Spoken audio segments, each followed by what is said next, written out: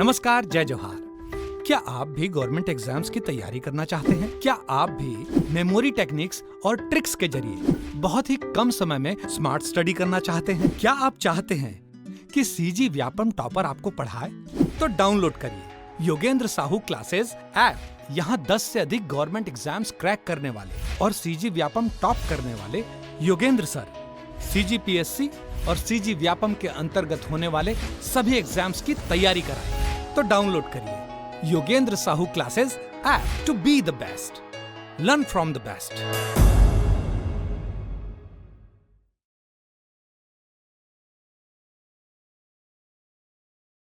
नमस्कार दोस्तों, आप सभी का स्वागत है योगेंद्र साहू ऑनलाइन क्लासेस में। मैं आपका दोस्त, आपका होस्ट, आपका ट्यूटर दीपक इस ऑनलाइन प्लेटफॉर्म में आपका स्वागत करता हूं।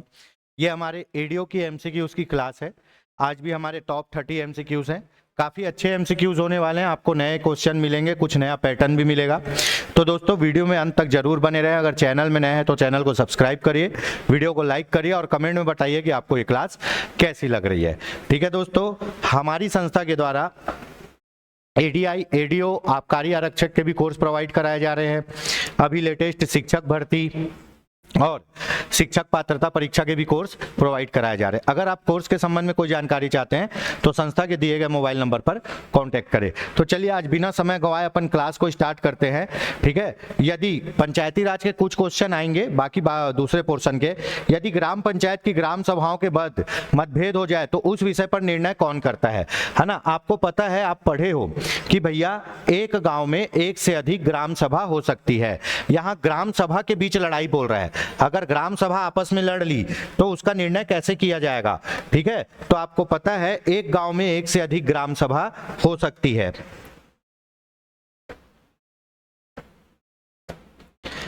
ठीक है, एक गांव में एक से अधिक ग्राम सभा हो सकती है। ठीक है, सॉरी, एक ग्राम पंचायत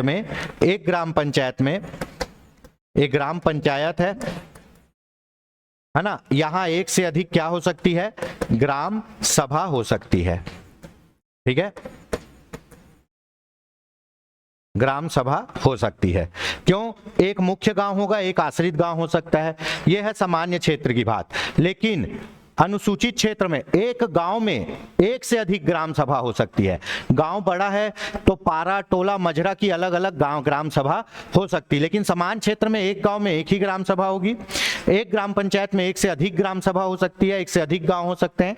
ठीक है, तो अगर इन ग्राम सभाओं के बीच लड़ाई हो गया तो उस लड़ाई को कैसे सुलझाएंगे? मान लो एक गांव है ना, और उसके अंदर एक ग्राम पंचायत है और उस ग्राम पंचायत के अंदर दो गांव है, ए और बी, और दोनों में बहस हो गया, दोनों की ग्राम सभाओं में बहस हो गया, तो कैसे सुलझाएंगे? तो भैया ये सुलझाने का जो पूरा प्रावधान है, विवादों का निपटारा है ना, विवादों का निपटारा धारा 90। ठीक है, ग्राम पंचायत के मध्य विवादों का कतिपय निपटारा धारा 90 के अनुसार होता है। ठीक है, तो इसी में से क्वेश्चन देखना है आज हमको। धारा 90 में अगर एक ग्राम पंचायत के अंतर्गत अगर दो ग्राम सभा है, क्योंकि आपको पता है एक ग्राम पंचायत में एक से अधिक गांव हो सकते हैं और एक गांव में एक ग्राम सभा होगी। कहानी यहां तक क्लियर है? तो एक से अधिक ग्राम सभा है और उनमें विवाद हो गया तो ग्राम सभा का संयुक्त सम्मेलन बुलाएंगे। क्या करेंगे? ग्राम सभा का संयुक्त सम्मेलन बुलाएंगे, दोनों ग्राम सभा को बैठाएंगे और विवाद का निपटारा करेंगे। चलिए अगला क्वेश्चन देख लेते हैं। दो पंचायतों के मध्य विवाद की दशा में विवाद का निपटारा किसके द्वारा किया जाएगा? अब वहां ग्राम सभा बोल रहा था दोस्तों, यहां ग्राम पंचायत लड़ गई। दो गांव की ग्राम पंचायत के मध्य किसी बात को लेकर विवाद हो गया तो उसको कैसे निपटाएंगे? है ना, तो उसको निपटाएंगे राज्य शासन। उसको कौन निपटाएगा? राज्य शासन, सरकार निपटाएगी। कौन सी धारा के तहत? धारा 90, है ना, पंचायतों का कतिपय विवादों का निपटारा, धारा 90। अगर मान लो दो पंचायत लड़ गई तो कौन निपटाएगा? राज्य शासन निपटाएगा। ठीक है, सीधा सीधा। उसके बाद मोस्ट इंपॉर्टेंट पीएससी का क्वेश्चन है, मैं पहले भी करा चुका हूं और कई बार पूछा भी है।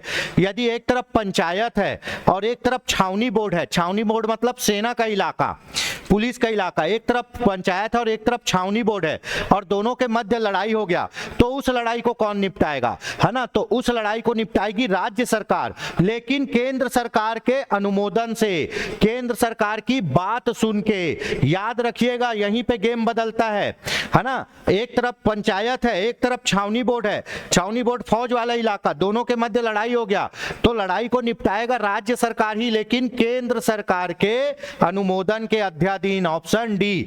अब इसमें दो चीजें हैं, अगर ग्राम सभा लड़ेगी, ग्राम सभा आपस में लड़ेगी, है ना, तो संयुक्त बैठक बुला देंगे। क्या करेंगे? संयुक्त बैठक बुला के निपटा देंगे, ठीक है? उसके बाद अगर ग्राम पंचायत, है ना, और छावनी बोर्ड लड़ेगी, तो कौन करेगा? राज्य सरकार।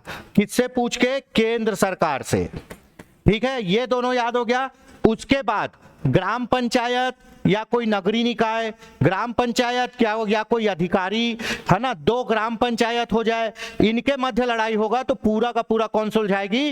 राज्य सरकार। यही दो चीज में अलग है। ग्राम सभा में होगा तो संयुक्त बैठक बुला दो, अगर ग्राम पंचायत और छावनी बोर्ड में हुआ तो क्या करो? राज्य सरकार करेगी, लेकिन केंद्र सरकार के अनुमोदन से। लेकिन अगर दो ग्राम पंचायत लड़ेंगे तो भी राज्य सरकार निपटाएगी, ग्राम पंचायत और नगरीय निकाय लड़ेंगे तो भी राज्य सरकार निपटाएगी, ग्राम पंचायत और कोई स्थानीय प्राधिकारी लड़ेगा तो भी राज्य सरकार निपटाएगी, धारा 90 के अनुसार। चलिए अगला क्वेश्चन देख लेते हैं। राज्य में पंचायती राज व्यवस्था का प्रशासनिक तंत्र किसके प्रति उत्तरदायी होता है? प्रशासनिक तंत्र, प्रशासनिक तंत्र में कौन रहेगा जी? सचिव और सीईओ, ग्राम पंचायत और जनपद पंचायत और जिला पंचायत, और पूरे सरकारी अधिकारी, ये किसके प्रति उत्तरदायी होते हैं? ये उत्तरदायी होते हैं जिला कलेक्टर के प्रति, जिलाधीश के प्रति। क्यों? क्योंकि पूरे जिले में प्रशासन का सबसे प्रमुख आदमी होता है कलेक्टर। कलेक्टर लगभग 100 से ऊपर विभागों का प्रमुख होता है ना? तो भैया पंचायत विभाग भी किसके अंतर आएगा? जिले में कलेक्टर के अंतर्गत। तो पूरे सरकारी आदमी कलेक्टर के प्रति उत्तरदायी होंगे। बहुत बढ़िया क्वेश्चन दोस्तों, बहुत बढ़िया। आरआरबी, आरआरबी मतलब रीजनल रूरल बैंक, क्षेत्रीय ग्रामीण बैंक, है ना? क्षेत्रीय ग्रामीण बैंक किसका हिस्सा है? यह क्वेश्चन बहुत कंफ्यूज करने वाला है, मैं पूरा एक्सप्लेनेशन आपको बताऊंगा। बताइए आरआरबी किसका हिस्सा है ना? क्षेत्रीय ग्रामीण बैंक किसका हिस्सा है? कमेंट करके बताइए फटाक से, ठीक है दोस्तों। ये सीरीज कैसी लगती है आपको बिल्कुल कमेंट करिए। अगर अच्छी लगती है तो वीडियो को लाइक करिए, चैनल को सब्सक्राइब करिए, और जो भी आपके डाउट है आप कमेंट में पूछ सकते हैं, है ना? पिछले वीडियो में एक जन कमेंट में पूछा था कि एमएसपी टोटल 24 फसलों की जारी होती है, जिसमें गन्ना भी सम्मिलित है, पर गन्ना का क्या होता है? एफआरपी होता है ना? उचित लाभदायक मूल्य। बाकी सबका क्या होता है? मिनिमम, हाँ, मिनिमम सपोर्ट प्राइस। तो टोटल 24 फसल, जिसमें 14 खरीफ, 6 रवि, है ना, 2 आपके अन्य और 2 वाणिज्यिक फसल, ठीक है? आप CACP की साइट में जाके देख सकते हैं, ठीक है? तो एक जन ने पूछा था गन्ने का एफआरपी क्या है? तो गन्ने का एफआरपी है 340 रुपए। ये कब के लिए था? 24-25 के लिए। वर्तमान में अभी हो गया है 355 रुपए। ये कब के लिए है? 25-26 के लिए प्रति क्विंटल है, ठीक है? चलिए आरआरबी निम्नलिखित में से किसका हिस्सा है? बताइए। आरआरबी जो हिस्सा है भारतीय रिजर्व बैंक का है। किसका है? भारतीय रिजर्व बैंक है। सर कैसे है? सर कैसे है भारतीय रिजर्व बैंक का हिस्सा? हम बता रहे हैं भैया, उसी लिए यहाँ उपलब्ध है। देखिए नाबार्ड क्या है? नाबार्ड विकासात्मक बैंक है, ठीक है? विकासात्मक बैंक है ना? आरआरबी क्या है? आरआरबी केंद्र सरकार का बैंक है। और जो आप आरआरबी क्या है? आरआरबी रीजनल रूरल बैंक, ग्रामीण बैंक है। और आरबीआई क्या है? आरबीआई है भारत सरकार का बैंक, केंद्रीय बैंक, ठीक है? बैंकों का बैंक, है ना? तो ये इसी के अंतर्गत अनुसूची 2 में पंजीकृत बैंक है आपका आरआरबी। वाणिज्यिक अनुसूचित बैंक में आता है, क्योंकि ग्रामीण बैंक क्या करता है? व्यापार करता है, ठीक है? ग्रामीण बैंक व्यापार करता है, इसीलिए वो किसके अंतर्गत आ जाएगा? भारतीय रिजर्व बैंक के अंतर्गत आएगा, है ना? भारतीय रिजर्व बैंक के नियम कानून से ये क्या होगा? नियंत्रित होगा, है ना? भारतीय बैंक के नियम कानूनों से नियंत्रित होगा। भारतीय रिजर्व बैंक के नियम कानून से नियंत्रित होगा क्या? रीजनल रूरल बैंक, ठीक है, लेकिन इसको पैसा कौन देगा जी? पैसा देगा नाबार्ड। यही डिफरेंस है, ठीक है, यही डिफरेंस है। अब सुन लो, आरआरबी क्या है? आरआरबी ग्रामीण बैंक अनुसूचित वाणिज्यिक बैंक है, और सभी वाणिज्यिक बैंक अनुसूची 2 में कहां पे पंजीकृत है? भारतीय रिजर्व बैंक के पास। तो उसके ऊपर नियम कानून किसका लागू होगा? भारतीय रिजर्व बैंक का। चूंकि ग्रामीण बैंक खेती विकास के लिए काम करता है, तो उसको पैसा और पुनर्वित्त कौन प्रदान करेगा? नाबार्ड करेगा। ठीक है, दोनों में समझ में आ गया? नियम कानून आरआरबी का चलेगा, पैसा चलेगा नाबार्ड का। तो किसके निम्न में से किसका हिस्सा है? आरआरबी जो है भारतीय रिजर्व बैंक की अनुसूची 2 में शामिल है, इसलिए भारतीय रिजर्व बैंक का हिस्सा है। नियम कानून भारतीय रिजर्व बैंक का, वित्त पोषण रहेगा नाबार्ड का। नाबार्ड इसको पुनर्वित्त और वित्त प्रदान करती है। क्यों? क्योंकि नाबार्ड एक विकासात्मक बैंक है जो ग्रामीण और कृषि विकास की सर्वोच्च संस्था है। ठीक है, चलिए अगला क्वेश्चन, यदि राज्य सरकार द्वारा जनपद पंचायत का विघटन कर दिया जाए तो क्या होगा? मोस्ट इंपॉर्टेंट क्वेश्चन एवं और मोस्ट इंपॉर्टेंट टॉपिक है ना। सबसे पहले विघटन की धारा कमेंट कर दिए, किस धारा के तहत है ना सक्षम अधिकारी पंचायतों का विघटन करता है? फटाक से कमेंट करके बताइए, किस धारा के तहत सक्षम अधिकारी पंचायतों का विघटन करता है? चलिए तो मैं बताता हूं, धारा 87, धारा 87। अब 87 में क्या करता है? विघटन। विघटन मतलब सत्यानाश। तो धारा 87 के तहत सक्षम प्राधिकारी पंचायत का सत्यानाश कर देता है। क्यों? अगर पंचायत शक्तियों का दुरुपयोग कर रही है, पंचायत नियम कानून का उल्लंघन कर रही है, शक्तियों का दुरुपयोग कर रही है, अच्छे से काम नहीं कर रही है, तो सक्षम प्राधिकारी जांच कराने के बाद पंचायत को डिसॉल्व कर देगा, तोड़ देगा, विघटन कर देगा। अब पंचायत विघटित हो गई तो काम कौन करेगा भैया? पूरा पंचायत को ही खत्म कर दिए, सत्यानाश कर दिए 87 के तहत। तो क्या करेंगे? एक समिति बनाएंगे। समिति कौन बनाएगा? राज्य शासन बनाएगा। समिति में क्या करेगा? शासकीय अधिकारी को सदस्य रखेगा, और समिति में क्या करेगा? एक अध्यक्ष रखेगा। और समिति कितने दिन काम करेगी? जब तक उपचुनाव ना हो जाए। ठीक है, अगर 6 महीने से कम समय बचा रहेगा तो समिति पूरा काम करेगी शेष अवधि के लिए। 6 महीने से अधिक समय बचा है तो जब तक चुनाव ना हो जाए तब तक काम करेगी। ठीक है, अब आप ऑप्शन देख लो। समिति के अध्यक्ष को भी राज्य सरकार चुनेगी, सदस्यों को भी राज्य सरकार चुनेगी। अध्यक्ष और सदस्य कौन रहेंगे? उसी गांव के जो भी सरकारी आदमी, मास्टर वास्टर लोग को लेके पंचायत को चलाएगी। और पंचायत जो समिति वाली पंचायत है वो कोई भी वैधानिक काम नहीं करेगी, कोई भी नया की नियम कानून नहीं बना सकती, कानूनी काम कोई भी नहीं कर सकती, केवल पंचायत को चलाएगी। समझ में आ गया? तो धारा 87 पूरा एक्सप्लेन हो गया। जनपद पंचायतों के कार्य का संपादन करने के लिए राज्य सरकार एक समिति नियुक्त करेगी। बिल्कुल, राज्य सरकार समिति बनाएगी। ठीक है, समिति पंचायत की शेष अवधि तक के लिए कार्य करेगी नहीं भैया, फिर से चुनाव होगा और उपचुनाव में वापस आएंगे। और अगर 6 महीने से कम की अवधि बची है तो पूरा 6 महीने काम करेंगे, फिर नया चुनाव होगा तो नए चुनाव में पंचायत आएगा, है ना। समिति को कोई भी वैधानिक कार्रवाई नहीं करने, कोई नया नियम कानून नहीं बना सकती, कोई भी वैधानिक कार्रवाई नहीं कर सकती। समिति का अध्यक्ष राज्य सरकार द्वारा मनोनीत किया जाएगा, ना कि सदस्यों द्वारा। तो सही क्या है? सही केवल एक है। बहुत इंपॉर्टेंट टॉपिक है दोस्तों, और इसमें आदमी फंस जाता है। याद रखना, पूरा काम राज्य सरकार करेगी। अब विहित प्राधिकारी कौन होता है? विहित प्राधिकारी होता है संचालक पंचायत। कौन? संचालक पंचायत। सभी पंचायतों को तोड़ने, विघटन करने की शक्ति किसके पास है? संचालक पंचायत। पर संचालक पंचायत क्या है? विहित प्राधिकारी है। ओरिजिनल में शक्ति किसके पास है? राज्य सरकार। पर राज्य सरकार किसको भेजती है? संचालक पंचायत को। ठीक है, चलिए अगला क्वेश्चन देख लेते हैं। समझ में आया दोस्तों? कमेंट करके बताइए। मोस्ट इंपॉर्टेंट, कल मैं पूछा था कृषि के लिए दीर्घकालीन ऋण कौन प्रदान करता है? आपने नाबार्ड बोला, नाबार्ड नहीं करता है। कृषि के लिए दीर्घकालीन ऋण प्रदान करता है भूमि विकास बैंक, है ना, लैंड डेवलपमेंट बैंक। ठीक है, यह भी एक सहकारी संस्था है ना। जैसे प्राथमिक कृषि साख समिति होती है, अल्पकालीन ऋण देती है। ठीक है, उसके बाद क्या होता है? क्षेत्रीय सहकारी बैंक होते हैं, उसके बाद जिला सहकारी बैंक होते हैं, फिर राज्य सहकारी बैंक होते हैं, और उसके ऊपर आता है क्या, भूमि विकास बैंक। ये भी सहकारी संस्था है जो दीर्घकालीन ऋण देती है। दीर्घकालीन ऋण कितने समय के लिए रहता है? 5 वर्ष और उसके अधिक की अवधि के लिए। भूमि विकास बैंक निम्नलिखित में से किसका हिस्सा है? चलिए, भूमि विकास बैंक निम्नलिखित में से किसका हिस्सा है? यहां भूमि विकास बैंक है नाबार्ड का हिस्सा। क्यों? क्योंकि ये सहकारी संस्था है भैया।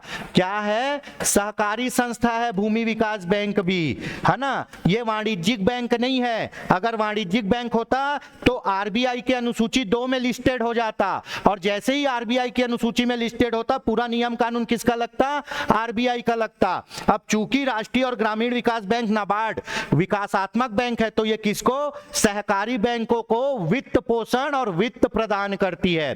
कहानी समझ में आया? ये सहकारी संस्था है, सहकारी अधिनियम 1904 के अनुसार शासित होगी, इसीलिए नाबार्ड के अंतर्गत है। बहुत कम मामले में इसमें आरबीआई का नियम लगेगा। किसमें? सहकारी संस्था में। तो भैया भूमि विकास बैंक क्या करती है? राष्ट्रीय कृषि ग्रामीण विकास बैंक की हिस्सा है, ये आरबीआई का नहीं है, ठीक है। और यही क्या करता है? दीर्घकालीन कृषि ऋण प्रदान करता है किसानों को भूमि सुधार और बड़े बड़े ट्रैक्टर इक्विपमेंट लेने के लिए। Option A. चलिए, स्वयं सहायता समूह का मुख्य उद्देश्य क्या है? गरीब महिलाओं को आर्थिक और सामाजिक सशक्तिकरण को बढ़ाना। हाँ भाई, महिलाओं के लिए जो भी योजना चल रही है, जैसे आपका खाद्य सुरक्षा योजना है, महतारी वंदन है, ये सब किसके लिए है? महिलाओं को सशक्त करने के लिए, ठीक है। उसके बाद सहकारी संस्था अपने सदस्यों को आंतरिक ऋण प्रदान करती है, चक्री निधि लेके, बिल्कुल करती है। उसके बाद इन लोग सामाजिक जागरूकता भी फैलाते, एक दूसरे का सहयोग भी करते, बिल्कुल करते। तो ऑप्शन डी उपरोक्त सभी है। सर इतना सरल क्वेश्चन भैया आ सकता है, ठीक है, पूरे 100 के 100 कठिन नहीं आएंगे, आ सकता है तो पढ़ लीजिए। Option D. चलिए, मोस्ट इंपॉर्टेंट, मोस्ट से भी मोस्ट इंपॉर्टेंट, चलपति राव समिति का गठन किसके पुनर्गठन के लिए किया गया था? चलपति राव समिति कब बनी जी? 2003 में बनी थी। चलपति राव समिति 2003 में। बताइए किसके पुनर्गठन करने के लिए किया गया? किसके पुनर्गठन करने के लिए, है ना। तो चलपति राव समिति का गठन क्षेत्रीय ग्रामीण बैंकों के पुनर्गठन के लिए किया गया था। किसके लिए? क्षेत्रीय ग्रामीण बैंकों के पुनर्गठन के लिए। ये क्या की है? पुनर्गठन की समीक्षा की है और वित्तीय व्यवहार की समीक्षा की है। ये ग्रामीण बैंक के वित्तीय व्यवहार और पुनर्गठन की समीक्षा के लिए बना गया था 2003 में। चलपति राव समिति, भारतीय क्षेत्रीय ग्रामीण बैंक, ठीक है। चलिए, नाबार्ड कौन सी समिति की सिफारिश पर बना था? ये बताइए, ठीक है, नाबार्ड।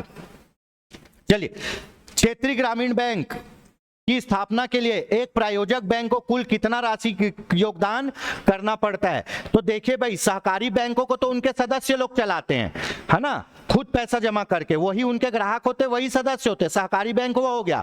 क्षेत्रीय ग्रामीण बैंक को 3 लोग मिलकर बनाते हैं। कौन बनाता है? सबसे पहला आदमी रहेगा केंद्र सरकार, उसके बाद आएगा राज्य सरकार, उसके बाद आएगा प्रायोजक बैंक, मतलब कोई एक वाणिज्यिक बैंक। ये तीनों का पैसा लगता है। तो केंद्र सरकार कुल धन का 50% कौन लगाएगी? केंद्र सरकार। कुल धन का 15% कौन लगाएगी? राज्य सरकार। कुल धन का 35% कौन लगाएगा? प्रायोजक बैंक। छत्तीसगढ़ में ग्रामीण बैंक के लिए प्रायोजक बैंक कौन है? एसबीआई है। ग्रामीण बैंक के बैनर में देखना नीचे लिखे रहेगा प्रायोजक बैंक एसबीआई। ऑप्शन होगा ए 35%। बहुत इंपॉर्टेंट है, इसका आपको रेशियो याद होना चाहिए, ठीक है। चलो, अब क्षेत्रीय ग्रामीण बैंक की स्थापना कब हुई थी? 2 अक्टूबर 1975 को, ठीक है। 5 क्षेत्रीय ग्रामीण बैंक बनाए गए थे 2 अक्टूबर 1975 को। पहले इसको अधिनियमित कब किया गया? अधिनियम लाया गया, क्षेत्रीय ग्रामीण बैंक अधिनियम लाया गया 1976 को, और 1976 को इसको क्या दिया गया? कानूनी मान्यता दी गई। क्या दिया गया? कानूनी मान्यता, ठीक है। अधिनियम बाद में आया, स्थापना पहले हो गई थी, ठीक। गोवा और सिक्किम में कोई भी ग्रामीण बैंक नहीं है, याद रखिए, गोवा और सिक्किम में कोई भी क्षेत्रीय ग्रामीण बैंक नहीं है ना। केंद्र सरकार 50%, प्रायोजक 35, राज्य सरकार 15, है ना। छत्तीसगढ़ में प्रायोजक बैंक है एसबीआई, पहली बार स्थापना हुई 2 अक्टूबर 75 को। सिक्किम और गोवा में कोई भी ग्रामीण बैंक नहीं है, अधिनियम है 1976 का। कहानी खत्म, जब तक तोड़ेगा नहीं छोड़ेगा नहीं, ठीक है। चलिए, एक बार रेस शुरू भय गयो तो फिनिश लाइन टच करना पड़ता है। एक बार पढ़ाई चालू मतलब चालू, उसके बाद कोई किंतु परंतु नहीं। देखिए, मैं हमेशा बताता हूं, काम बिगाड़े 3, किंतु परंतु लेकिन। किसी भी काम को कर रहे हो और ये तीनों सेंटेंस आ गया मतलब वो काम बेकार है। बहाने नहीं चाहिए, ठीक है। बनाना है तो इतिहास बनाओ, बहाने तो दुनिया बना रही है, ठीक है। तो ये चीज याद रखिएगा दोस्तों, है ना। चलिए, मेरी और उसकी मोहब्बत में सिर्फ इतना ही फर्क था, मुझे सिर्फ उससे ही मोहब्बत थी और उसे मुझसे भी मोहब्बत थी। तो बहाने मत बनाओ, पढ़ना है मतलब पढ़ना है, पढ़ लूंगा वाला काम खत्म, ठीक है। चलिए, मनरेगा अंतर्गत निर्मित परिसंपत्तियों का मोबाइल एप्लीकेशन से माध्यम से फोटोग्राफ कहां पे अपलोड होता है? मनरेगा अंतर्गत अगर आप कुछ बनाए हो, है ना, कुछ बनाए हो, यहां पे आप बना दिए, पंचायत भवन बना है मनरेगा अंतर्गत, ग्राम पंचायत है आपका फुलेरा, है ना। तो यहाँ पे जियो टैगिंग करेंगे, जियो टैगिंग में यहाँ दिखा देगा इतना लैटिट्यूड इतना लॉन्गिट्यूड, तो इसका लोकेशन आ जाएगा फोटो में। ये फोटो को अपन कहाँ अपलोड कर देंगे? भुवन पोर्टल पर। कहाँ अपलोड कर देंगे? भुवन पोर्टल पर। तो मनरेगा अंतर्गत कुछ भी बनता है तो उसको भुवन पोर्टल पर अपलोड कर देंगे और उसको फिर सब लोग देखेंगे कि ये काम यहाँ पे हुआ है। आजकल आप कोई भी जॉब करोगे ना, प्राइवेट जॉब जैसे मार्केटिंग का या कहीं का, तो आपका जियो टैगिंग में अटेंडेंस लगता है। आप कहां रहोगे पता चल जाएगा उसको। आप अटेंडेंस लगा के घर में सोए हो तो पता चल जाएगा ये आदमी घर में सोया है, झूठ नहीं बोल सकते, ठीक है। तो जियो टैगिंग होती है, याद रखना, ठीक। भुवन पोर्टल पे अपलोड होता है, ठीक है। मनरेगा अंतर्गत किए जाने वाले बुनियादी विकास कार्य संस्था किसके द्वारा अनुमोदित किए जाते हैं? मोस्ट इंपॉर्टेंट, मनरेगा अंतर्गत कोई भी अगर काम होगा गांव के अंदर तो उसको अनुमोदन किससे प्राप्त होगा? अप्रूवल कौन देगा कि ये काम को करना है, इस प्रोजेक्ट को चुनना है? कौन अप्रूवल देगा? अप्रूवल देगा ग्राम सभा, ठीक है। कौन देगा? ग्राम सभा। यही सब कारण है दोस्तों, इसीलिए ग्राम सभा को बोलते हैं स्थानीय स्वशासन की बुनियादी इकाई। एक्चुअल में अगर कहीं लोकतंत्र है तो वो पंचायत में ही है। क्यों? क्योंकि यहां पे रिकॉल भी है। अच्छा काम करोगे तो पद में भेजेंगे, अच्छा काम नहीं करोगे तो 21 क के तहत चल कट ले, यहां से निकल वाला काम हो जाएगा, पीछे मुड़ तेज चल, ठीक है। चले गए लोग, कितना देर हो गया? निकले, चलो बस आधा बचा है, ठीक है। तो बुनियादी इकाई किसके द्वारा?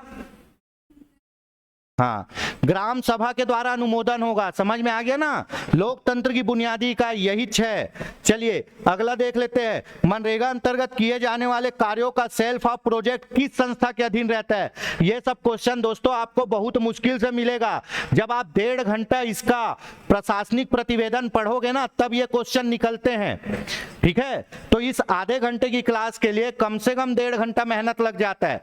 तो बिल्कुल, क्यों? क्योंकि अपने एक एक स्टूडेंट अपने लिए इंपॉर्टेंट है, ठीक है। हम भी भारतीय सेना है, दुश्मन क्या सर्जिकल स्ट्राइक करेंगे लेकिन अपना एक बाल बाका नहीं होगा, ठीक है, और वापस आएंगे नौकरी लेके, ठीक। चलिए, मनरेगा अंतर्गत किए जाने वाले कार्यों का सेल्फ ऑफ प्रोजेक्ट किसके अंतर्गत रहता है?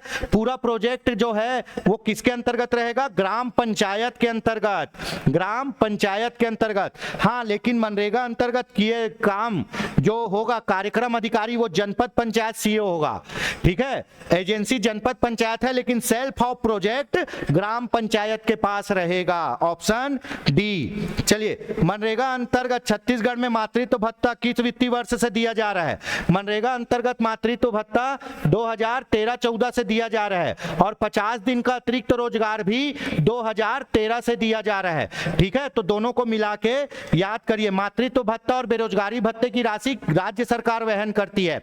कोई भी औरत जो 1 साल में 50 दिन काम कर चुकी है उसको मातृत्व भत्ता मिलेगा। कितना? 1 महीने का वेतन। चलिए फटाक से, मनरेगा अंतर्गत किए जाने वाले निर्माण कार्यों के प्राक्कलन तैयार करने, तकनीकी स्वीकृति प्रदान करने, प्रशासकीय स्वीकृति प्रदान करने के लिए किस ऑनलाइन सॉफ्टवेयर का प्रयोग किया जाता है?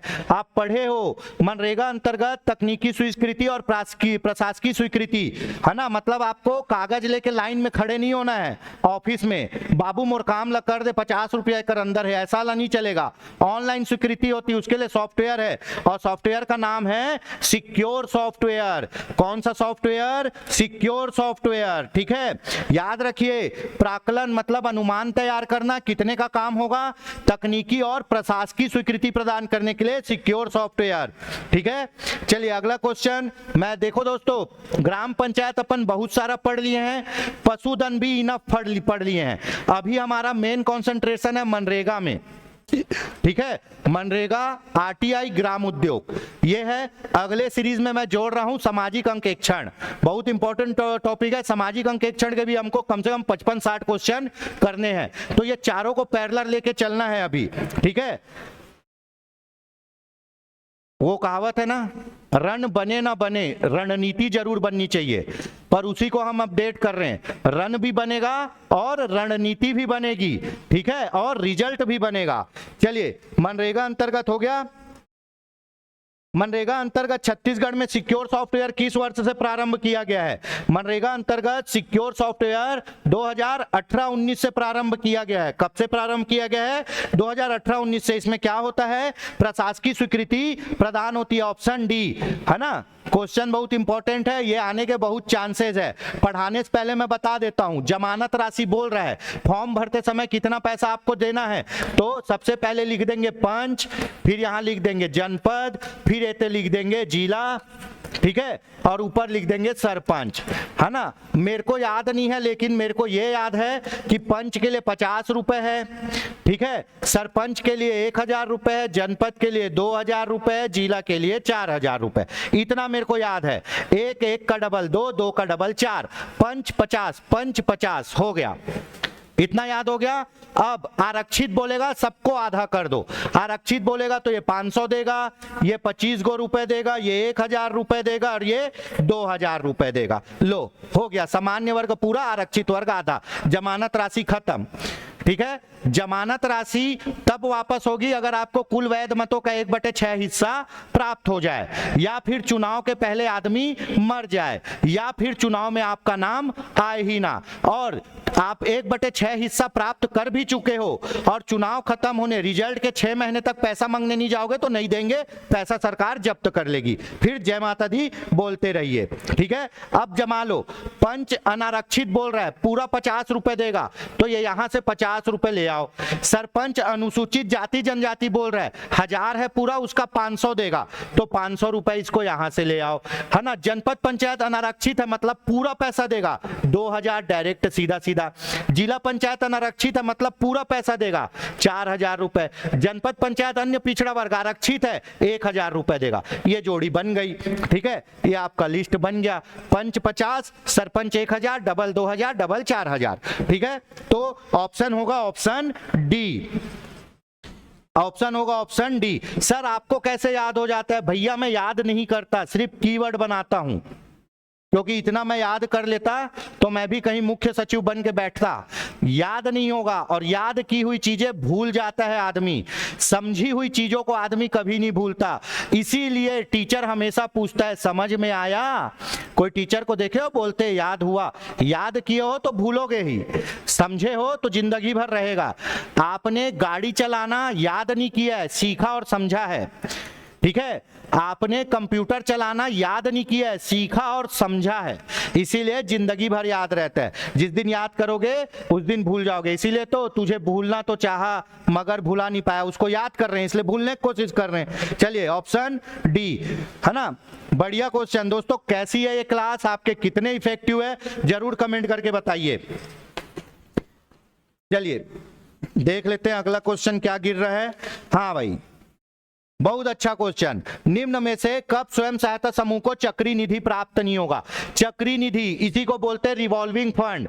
Revolving fund minimum 10,000, maximum 15,000। सामान्यतः 15,000 मिलता है एक स्वयं सहायता समूह को। स्वयं सहायता समूह के लिए अनुदान है, सदस्यों के लिए ये ऋण है। ठीक है, कहानी यहां तक बन गई। ऐसे समूह जो 3 महीने पुराने हैं और पंचसूत्र का पालन कर रहे हैं उनको क्या मिलेगा?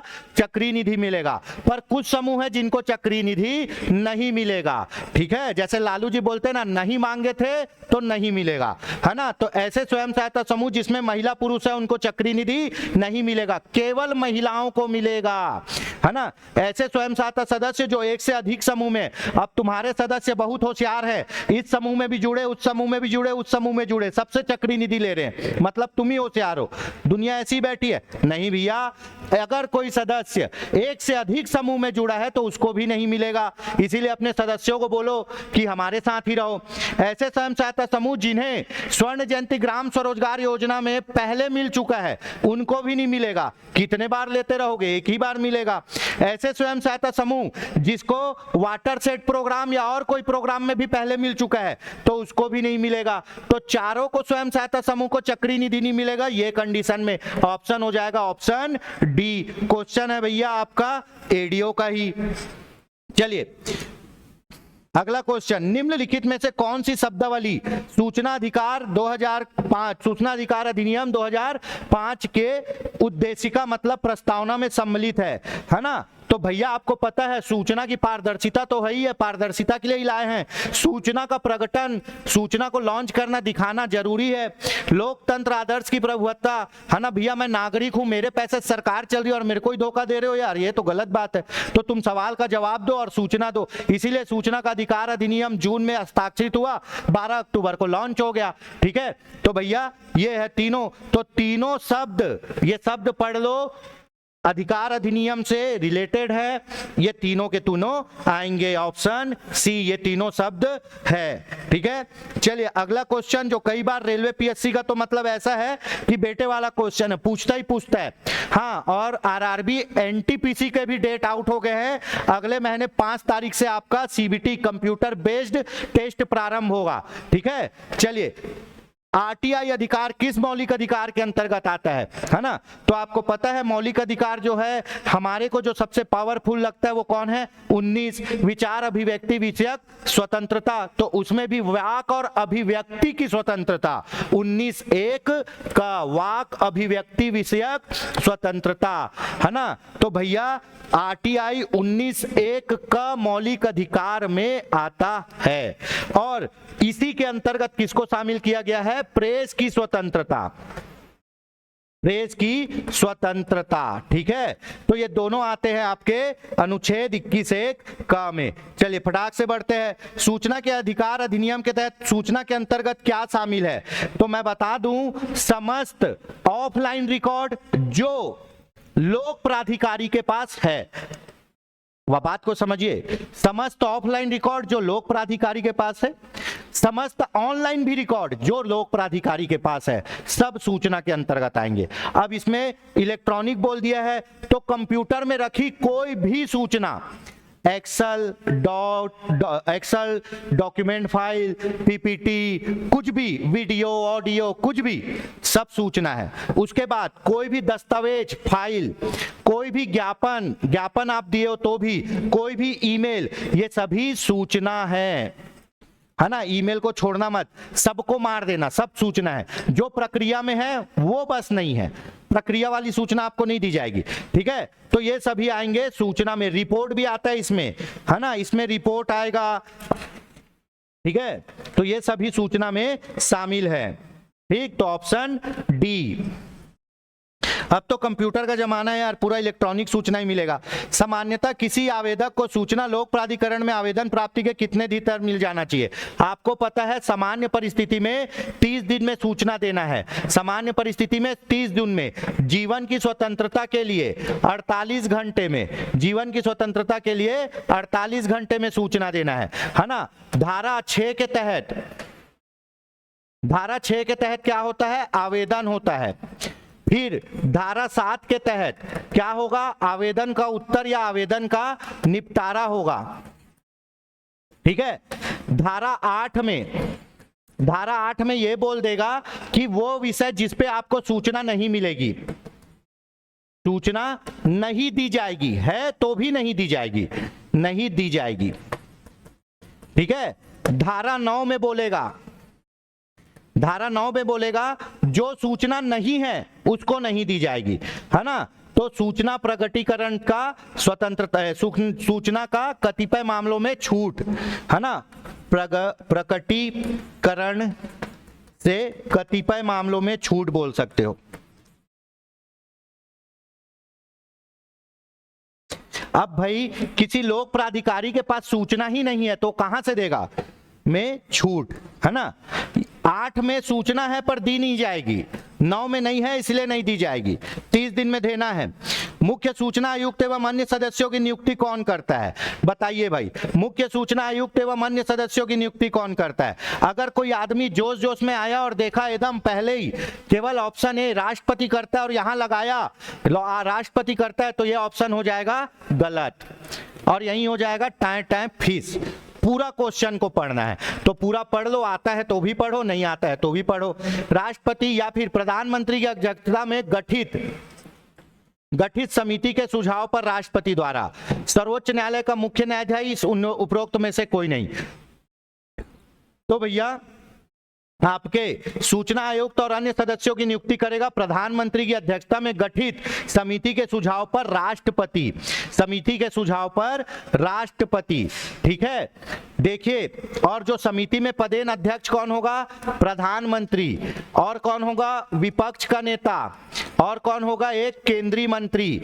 ये तीनों मिलके आदमी का नाम सुझाएंगे, आदमी का नाम देंगे राष्ट्रपति को, राष्ट्रपति उसको नियुक्त करेगा। ठीक है। केंद्रीय सूचना आयोग गठन धारा 12 में, गठन धारा 12 में, धारा 13 में क्या है?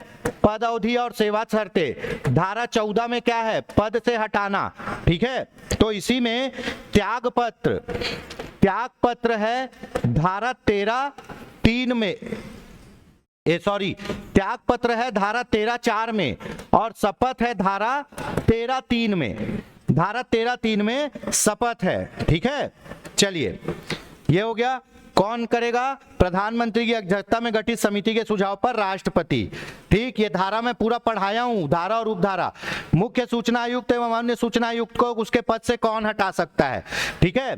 तो पद से कौन हटा सकता है? प्रधानमंत्री तो नहीं हटाता, याद रखिए, जो आदमी नियुक्त करता है वही पद से हटाता है, शपथ भी वही दिलाता है। तो सूचना आयुक्त को नियुक्त राष्ट्रपति करेगा, हटाएगा भी राष्ट्रपति, शपथ भी राष्ट्रपति दिलाएगा, त्याग पत्र भी राष्ट्रपति को ही देंगे 13(4) के अनुसार। ठीक है।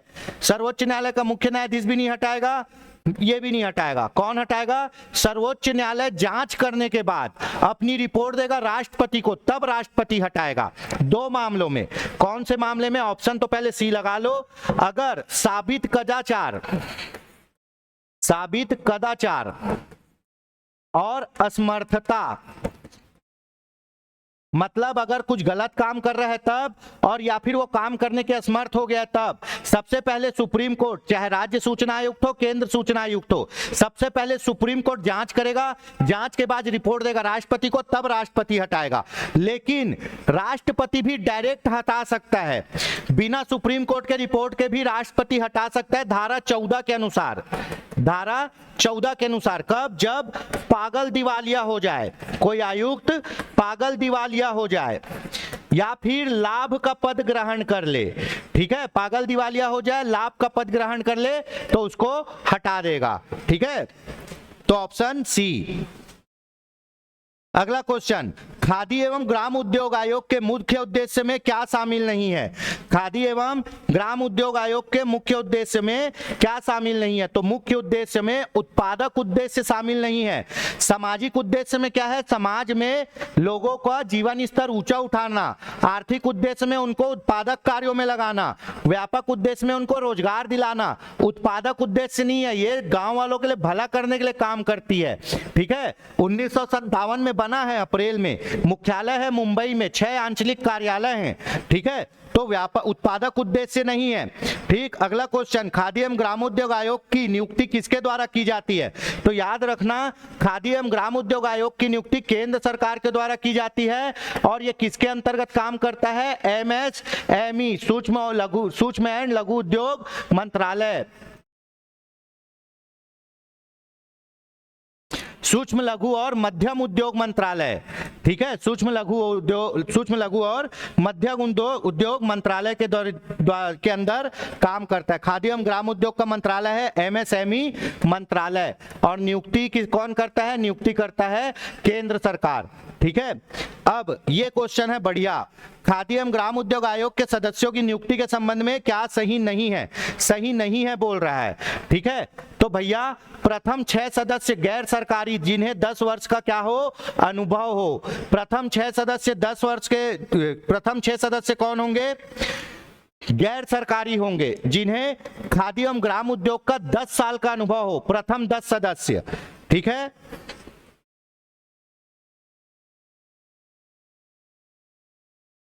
ठीक, और ये 10 सदस्य 6 अलग अलग अंचलों से चुने जाएंगे, 6 अलग अलग अंचल से, जो इसके 6 अंचल है वहीं से, और इन्हीं 10 सदस्य में से एक को क्या किया जाएगा? अध्यक्ष बनाया जाएगा।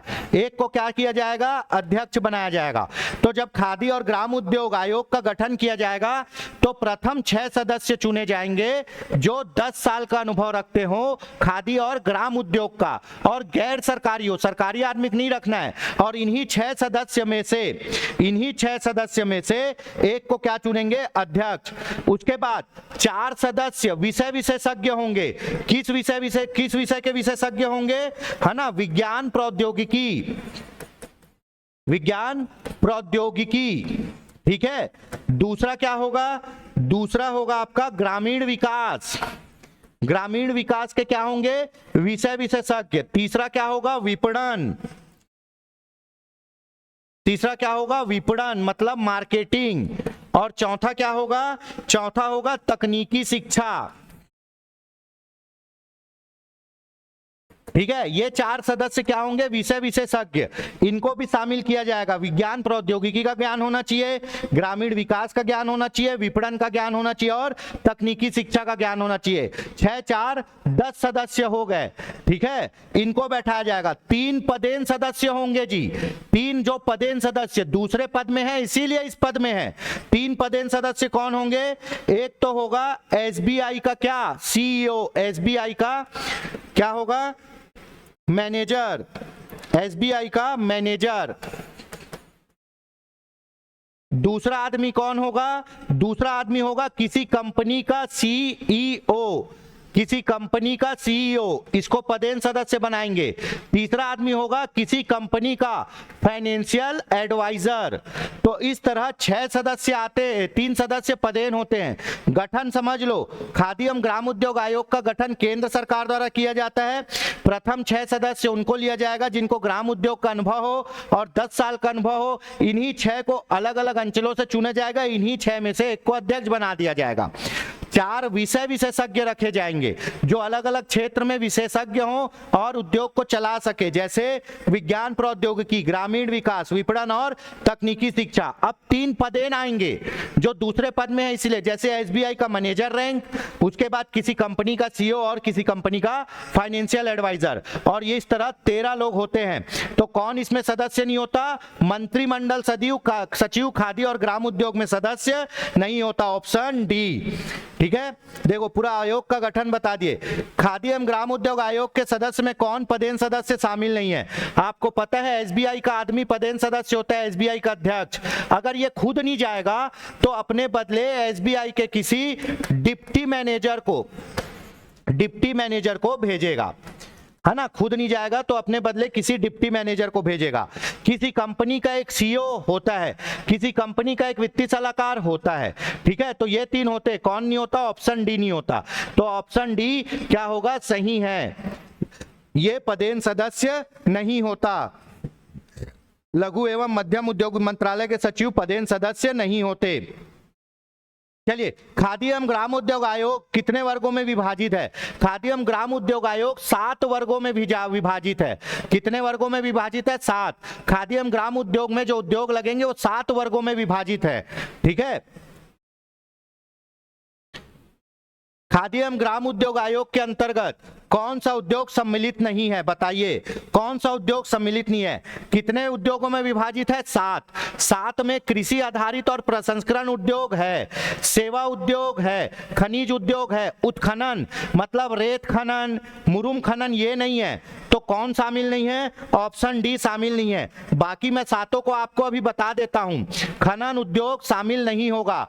कृषि प्रसंस्करण उद्योग, अगर मान लो आप खेती गन्ने से गुड़ बना रहे हो, कृषि के प्रोडक्ट को प्रोसेस करके कुछ उत्पाद बना रहे हो, तो आपका उद्योग खादी ग्राम उद्योग में है। सेवा उद्योग, अगर आप गांव में इलेक्ट्रीशियन, प्लम्बर, गाड़ी मैकेनिक है ना, ये सब सेवा दे रहे हो तो वो भी खादी एवं ग्राम उद्योग में आएगा।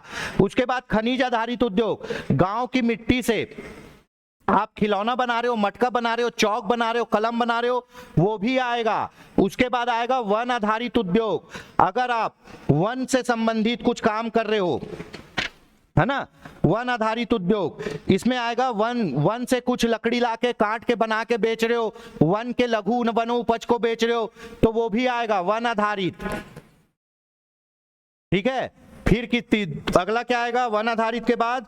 हस्त निर्मित चमड़ा उद्योग, हस्त निर्मित कागज और चमड़ा उद्योग। अगर आप हस्त निर्मित कागज चमड़ा उद्योग, आप कागज का कुछ चीज बनाते हो या चमड़े का बैग बनाते हो, पर्स बनाते हो, कुछ भी बनाते हो, तो वो भी आएगा। उसके बाद आएगा ग्रामीण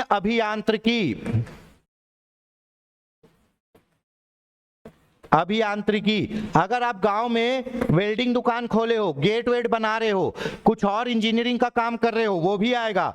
उसके बाद आएगा स्वास्थ्य और सौंदर्य प्रसाधन,